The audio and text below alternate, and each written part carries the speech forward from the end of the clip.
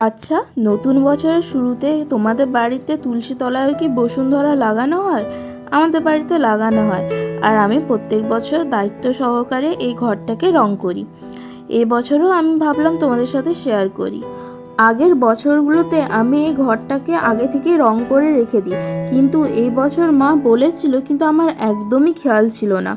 তাই যখন লাগাতে যাবে তখন আমাকে মা মনে করাচ্ছে, তাই আমি চটপট চলে এসেছি এটাকে রং করতে। আগে থেকে যদি মনে থাকতো তাহলে ঘরটাকে আরও সুন্দর করে সাজাতে পারতাম। তো কি করা যাবে আর, এখন তাহলে যেভাবে হোক এটাকে কমপ্লিট করা যাক। যত তাড়াতাড়ি আলপনাটা শেষ করা যায় ততই ভালো। তার জন্য আমি এখানে একদমই সিম্পলভাবে নকশা করার চেষ্টা করেছি। চলো তাহলে দেখে নাও আমি কিভাবে ঘরটাকে কমপ্লিট করেছি।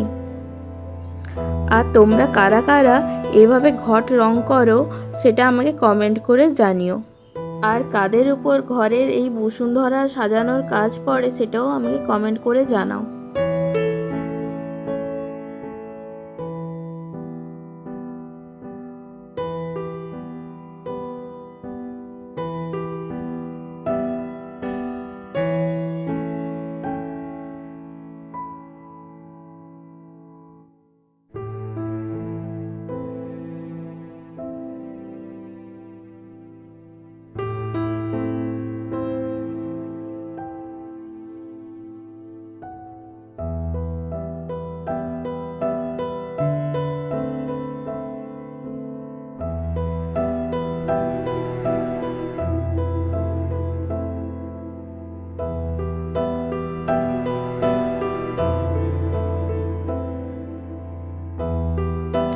ফাইনালি মায়ের পুজো করার আগে আমার ঘরটা কমপ্লিট হয়েছে।